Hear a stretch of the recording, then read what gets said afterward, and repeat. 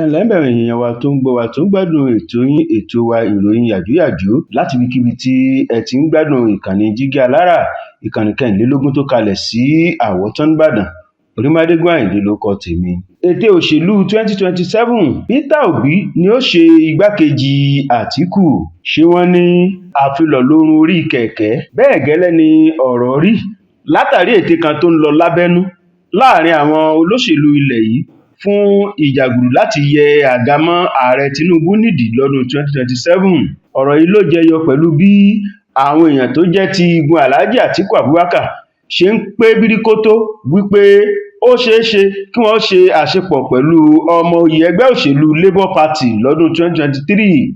Peter Obi, èròǹgbà wọn ni wípé kí Peter Obi gbà láti jẹ́ igbákejì ààrẹ fún Alhaji Atiku Abubakar fún ètò ìdìbò ọdún 2027 tí ìpinnu àti àdéhùn rẹ̀ sì jẹ́ ìṣèjọba onísáà ẹyọ kan péré.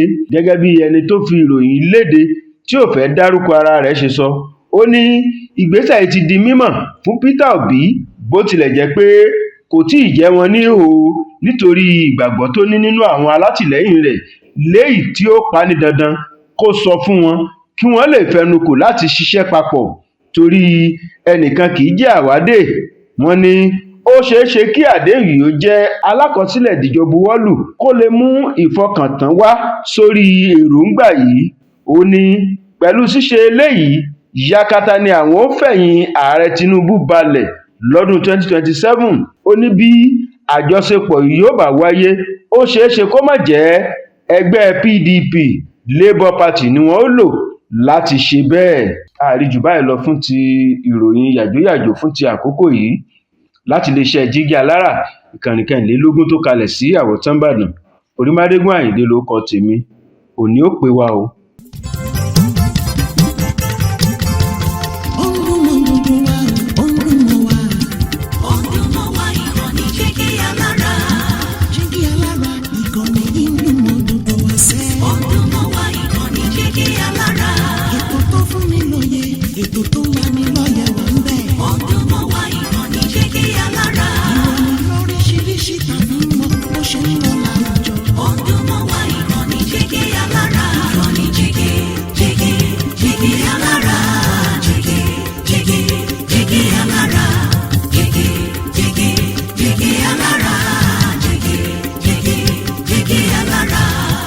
Ìkànnì Jígí Alára 24.